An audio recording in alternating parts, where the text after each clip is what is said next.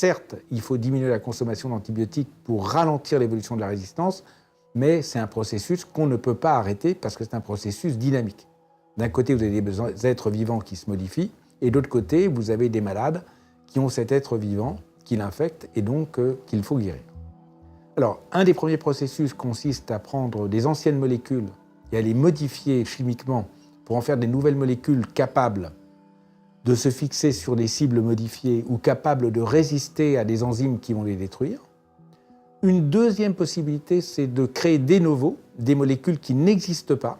Ce sont des antibiotiques totalement artificiels, donc ils s'accompagnent d'un certain nombre d'effets secondaires, contrairement à beaucoup de produits naturels. C'est plus long de les amener vers le marché et il y a beaucoup plus d'échecs. Mais c'est une vraie voie.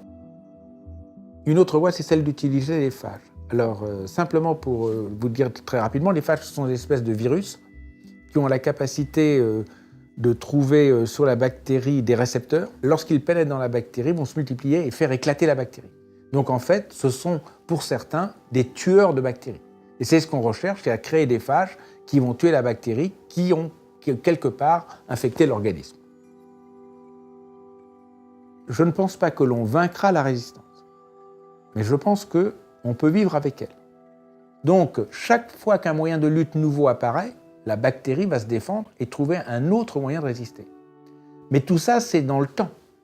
Donc, il faut à la fois trouver des nouveaux moyens de lutte, les utiliser le mieux possible pour que les bactéries ne s'y adaptent pas trop vite, et en même temps avoir un système qui empêche la diffusion de la résistance. Donc, si vous associez un système de santé publique qui fait que l'hygiène est portée à son maximum, que vous utilisez au mieux les antibiotiques dans un rythme qui n'est pas trop rapide, vous permettez à l'industrie et aux chercheurs de trouver différents moyens de combattre la résistance aux antibiotiques. Mais les bactéries ne disparaîtront pas, parce que si vous n'avez pas de bactéries, votre métabolisme ne marchera pas.